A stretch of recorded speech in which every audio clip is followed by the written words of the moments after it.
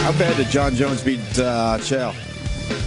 It was not many people were picking Son in the end. Nah, I mean Jones is just too good, and it was bad. It was a weird night for UFC. There was a couple of eye pokes and just things that happened. Yeah. And Jon Jones broke his toe? Yeah, badly. I saw the video. Had the ref not stopped, I think the ref stopped it a couple seconds too soon. But literally, there was nothing Chael was going to do, and Jones's toe, I guess, was broken at that point.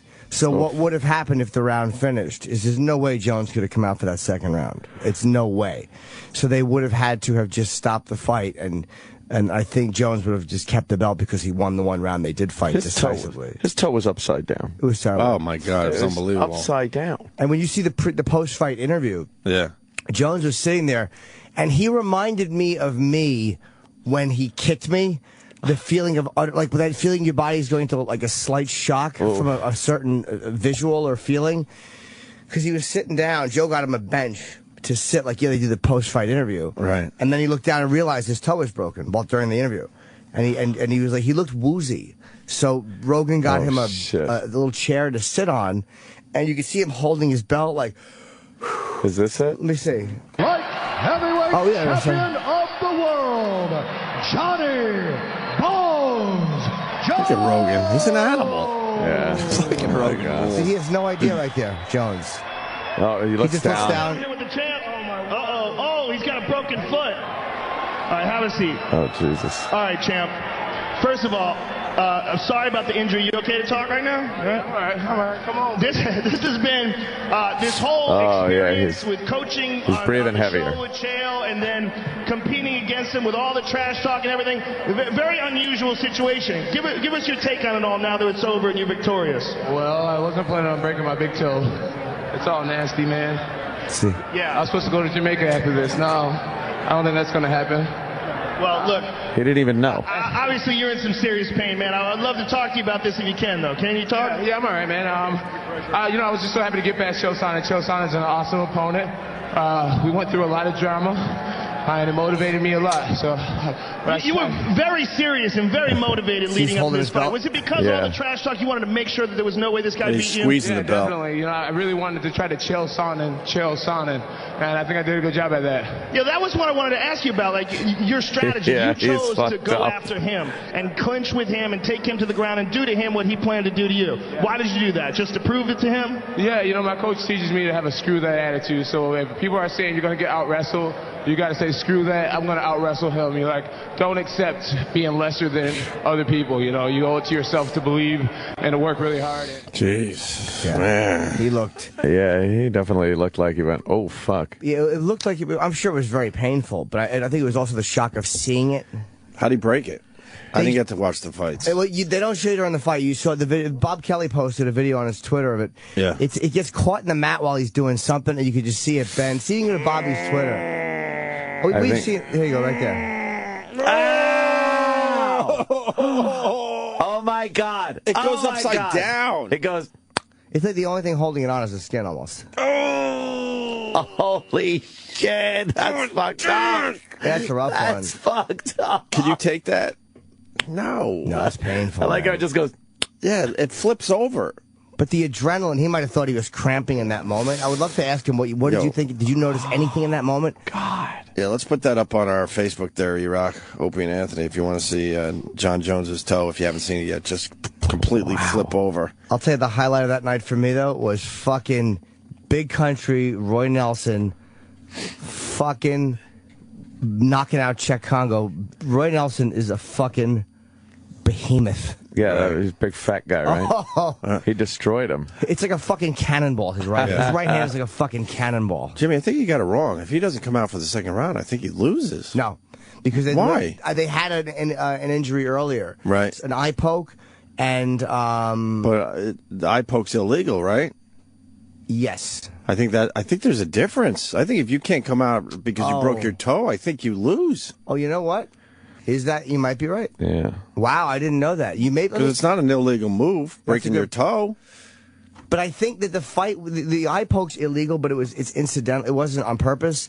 I'd like to know the answer to this. And they wound up judging by the rounds they'd already fought. Right. Do you know the rules on that, Mars? Oh, I'm sorry, Opie, you're absolutely right. If they would have stopped it, Chael Sonnen would have won.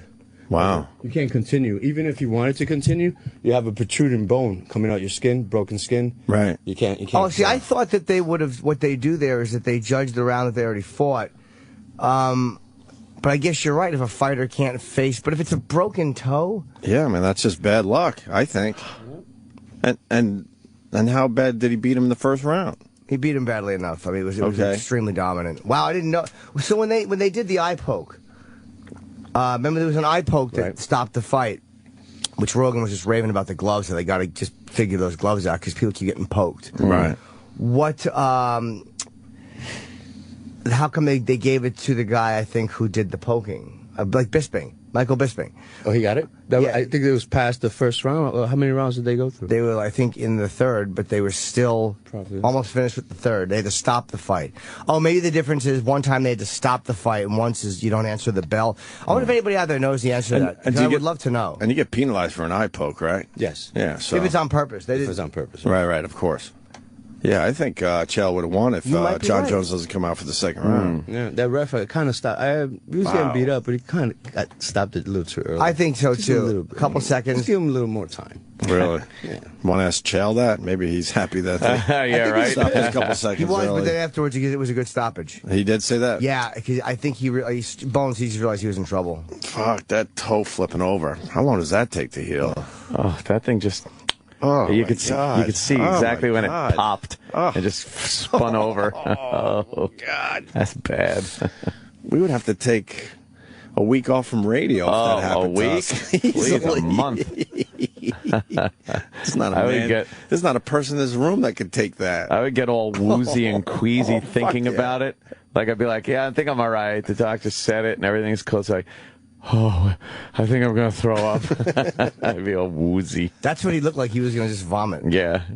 If you are the champ, you need to be beat. You can't lose by default. So, wow, we'd still have a conversation here. Let's say hi to Chris on Long Island. Chris. Hey, how you doing? Hope, how you doing? All right, brother. That's always been the rule in boxing going way back is that if you are the champ, you can't just lose by some sort of default or by technicality or something. You're already the champ, so you have to actually be beat.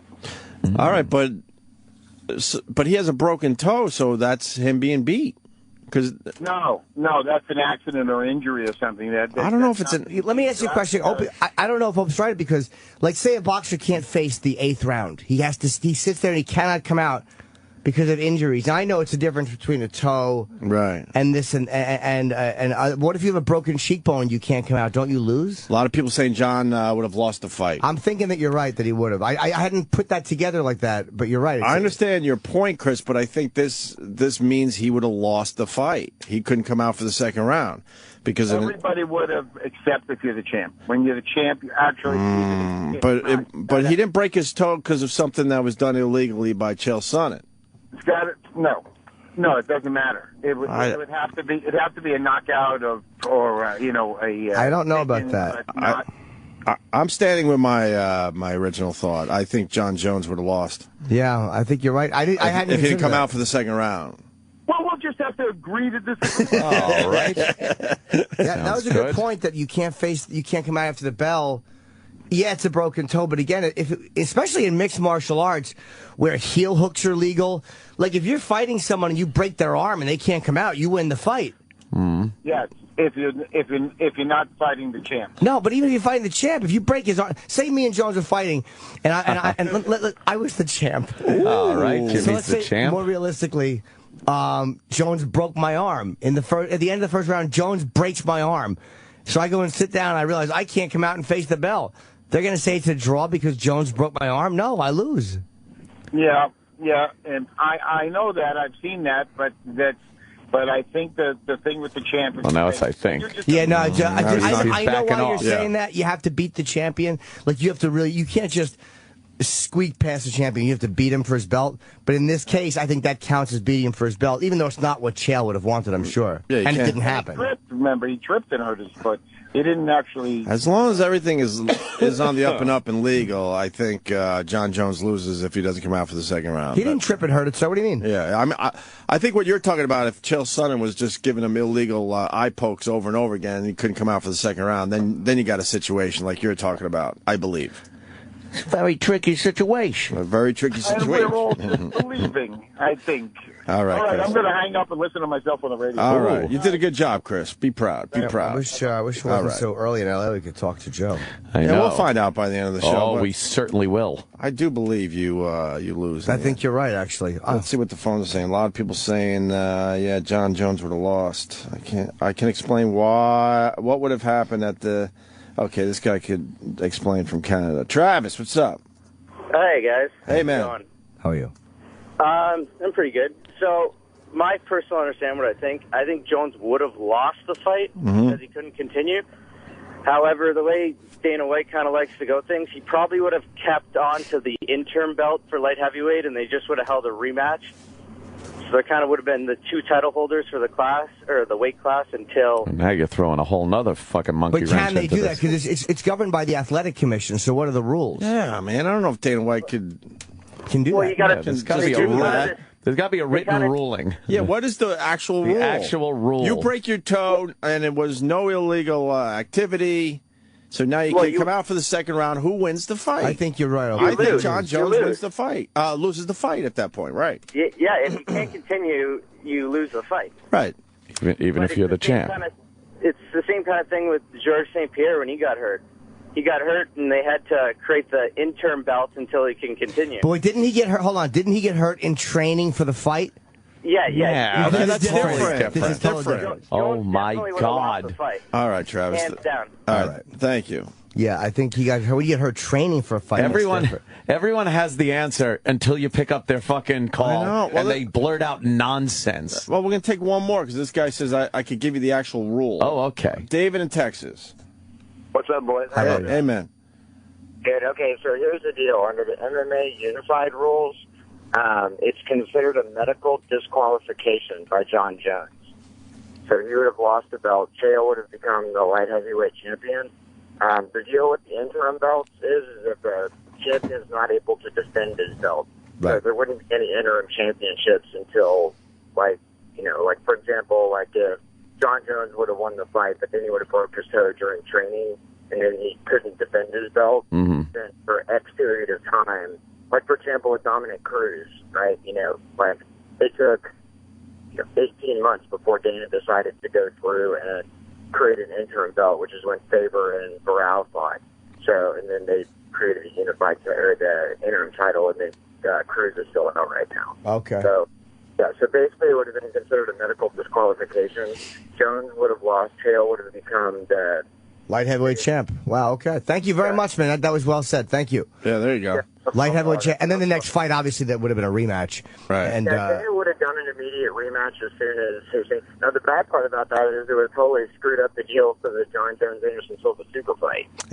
be honest with you, dude, Silva's fighting Weidman. Oh, sorry. He's fighting Weidman next, Chris Weidman.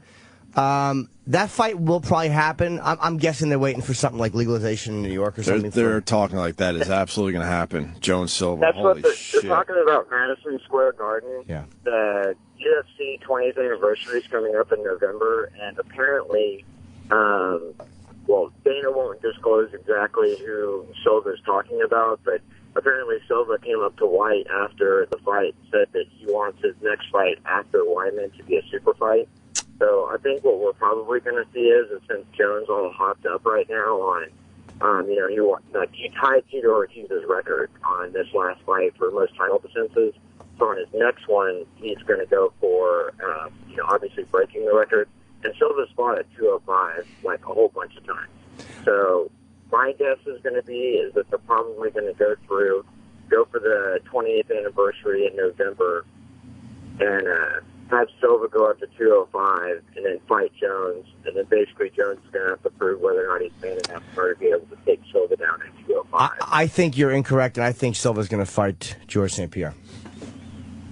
Because because St. No. Pierre wants to fight Johnny. Really? Yeah. Huh. I think so. Yeah, but I think Dana White would give him a relatively easy fight to get the record, don't you think?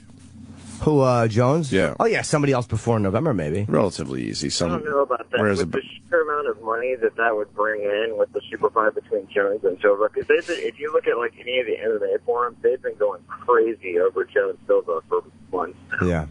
Right on. Because George St. Pierre, he just finished doing the Captain America movie, the new Captain America movie, and he just got finished wrapping up with that. He wants to do the Johnny Hendricks fight. The thing with GSP when it comes down to the super fight with Silva is there's this big contention on basically George St. Pierre wants Silva to come all the way down to 170, which is craziness because Silva walks around at like 225, 230.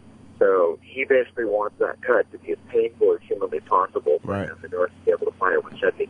So they've already had like this back and forth deal with, Silva agreeing that he'd fight at 177 and then GSP camp and Prince Abari saying that they wanted to come all the way down to 174. They've had all this out like multiple times. So I really think GSP doesn't really want to go down that road. So I think it's probably going to be Jones Silva. Okay. Yeah. Thank you, buddy, very much. Good This call, guy maybe. knows things. Yeah, this guy definitely knows might his be shit. right. He knows things. Thank you, David. Yeah, Might be right. Hey, Jimmy, come back to Dallas, man. Thank you, buddy. I was just in Austin. It was very good. They told Kennedy. Yeah, exactly. Dallas. I was going to go to Dallas until I saw my picture with treason written over it. Wanted for treason.